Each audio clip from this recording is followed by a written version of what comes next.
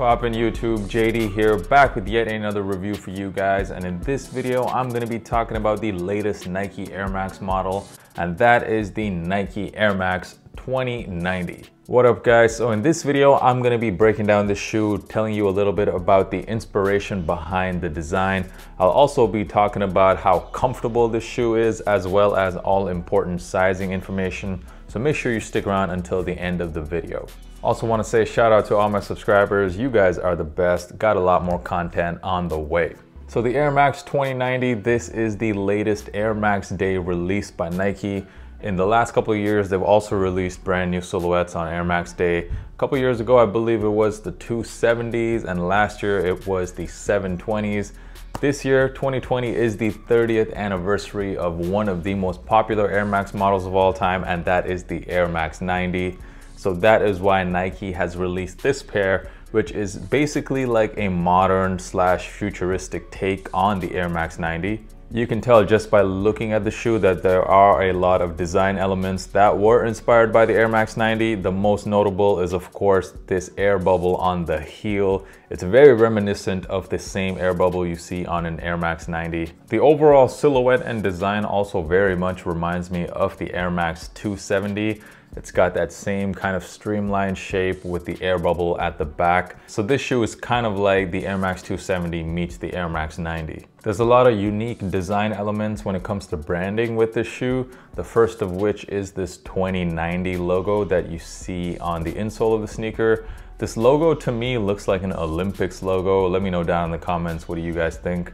There is also this rather unique way of writing air that Nike seems to have discovered in 2020.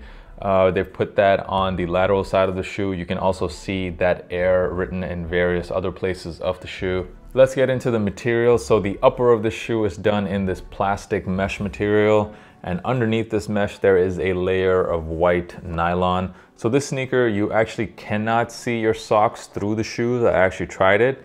Because this layer underneath of nylon blocks the socks from actually seeing through the plastic. The tongue of the shoe is also done in mesh. It's done in black mesh.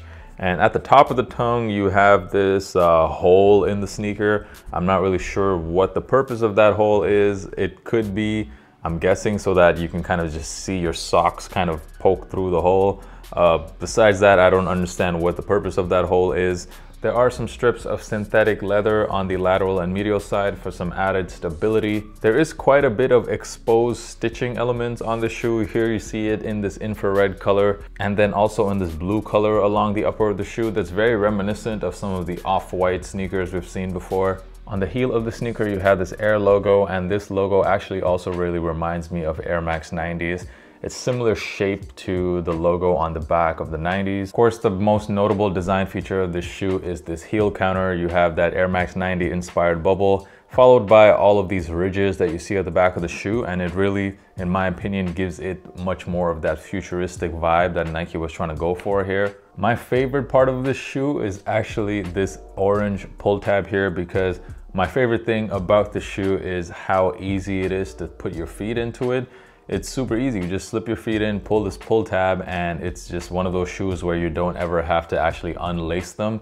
You can kind of just leave it by the door, slip your feet in and out, and that's something I really appreciate in sneakers. Very quickly, by the way, if you've been enjoying this video so far, make sure you smash that like button and of course subscribe for more. I am dropping content every single week, so make sure you guys are subscribed. So when it comes to comfort, now compared to previous newer Air Max models, like I mentioned, the 270 and the 720s, to me, this sneaker just doesn't have that much cushioning. You definitely don't feel much of that air on the heel. It feels rather stiff when you're walking in them. That's not necessarily a bad thing, because I mean, just having cushiony sneakers doesn't necessarily mean it's more comfortable. I definitely wouldn't say these sneakers are uncomfortable. I mean, especially for all day comfort, it's not necessarily good to have a very cushiony shoe. So this would, I think, be really good for just all day walking around, casual use. But if you're used to that 720 or the Air Max 270, like that cushiony feeling on your heel, you definitely won't be getting that with the 2090s. When it comes to sizing, now this is probably the most confusing thing about the shoe, for me at least.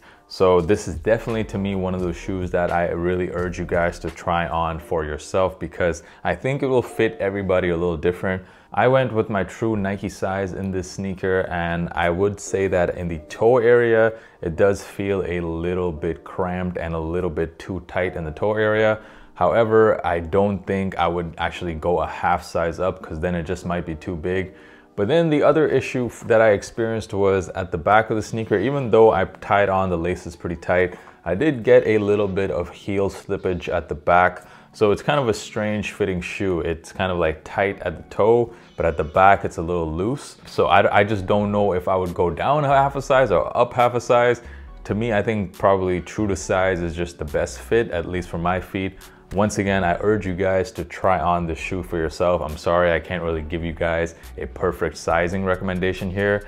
Just based on my experience, it's a little tight on the toe and it's a little loose at the back. So just go into the store, try on the shoe for yourself and get your perfect size. If you're not already following me on Instagram, make sure you follow me. The handle is right here. It is at JDKick6. That is definitely the easiest place to contact me. And if you have any questions, that would be the place to contact me. So make sure you follow me right there.